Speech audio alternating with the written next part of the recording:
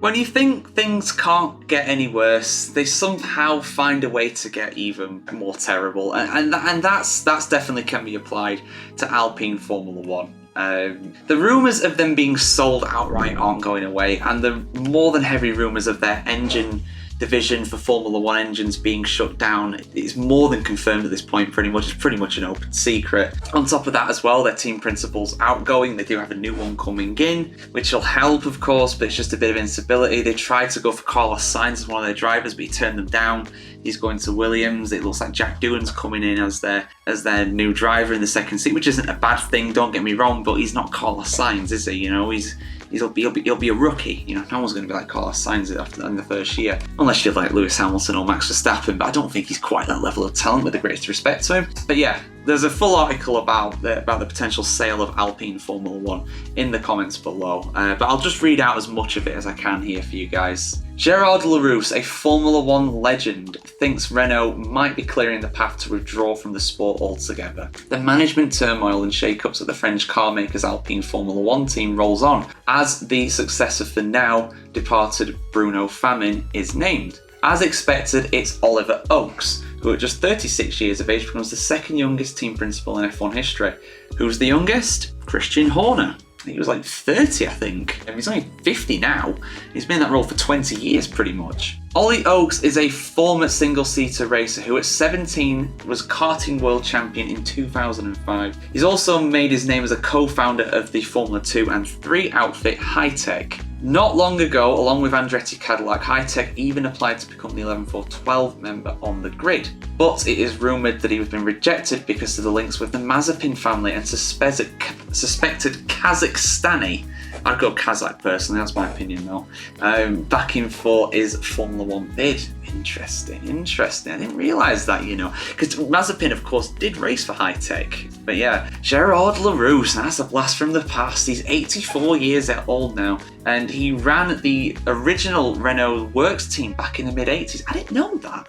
I know he had his own team after that, but I didn't realise he actually ran Renault as well back in the day. He told France's Auto Hebdo this week that he could barely believe the Marquis was considering stopping its engine programme at Viry-Châtillon. I thought it was fake news, he said. For me, it's terrible, and a great shock and a great sadness. We put together an extraordinary engine manufacturing team for Renault. That's the thing, the Formula One team as an actual constructor has come and gone over the years. They left in the mid-80s, and then they left again in about 2010, and they're back again for a third time now. But throughout that time, unless I'm very much mistaken, at least for the last 25 years or so, there has always been a Renault engine in Formula One. That's remained pretty much constant. But it looks like the engine's going to go at the very least now, for the first time in a very long time. Let me know when was the last season when there wasn't a Renault engine in Formula One? It's been a long time.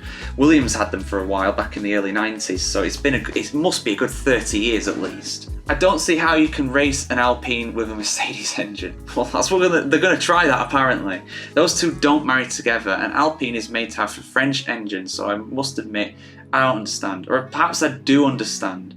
And that's the beginning of an operation by Renault aimed at withdrawing completely from Formula One. It's a thought. I mean, up until recently, the main rumour has been that Alpine will try and use the Mercedes engine in 25 if it fits in the car. But if it doesn't, they will use it from 26, but design the car around it, because it'll be a radical change. The 25 cars next year won't be that different really from what we see now. There's not really any major regulation changes. The regulations pretty much remain static. So every car, in effect, unless they're wanting to completely rip it up and start again, will be an evolution of this year's car rather than a revolution. But you never know. They could do that, you know, desperate times and all that. And of course as well, they could just run year-old engines with the same designs, but then again, how will they produce them for that factory?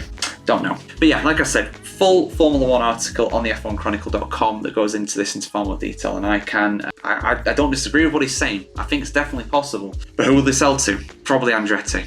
I think Andretti is the most likely one because they're desperate to get in Formula 1, aren't they? Let's be real here. But yeah, let us know what you think about this in the comments below, guys. Are Alpine going to exit Formula 1? Are Renault going to exit Formula 1 as a whole? And of course, like, subscribe, follow, ring the bell as well, and become a community member as well. That's just started up on the YouTube channel. Do head over there if you've not checked us out on that as well. So yeah, see you for the next one, guys. Much more news and opinions from Formula 1 on the way.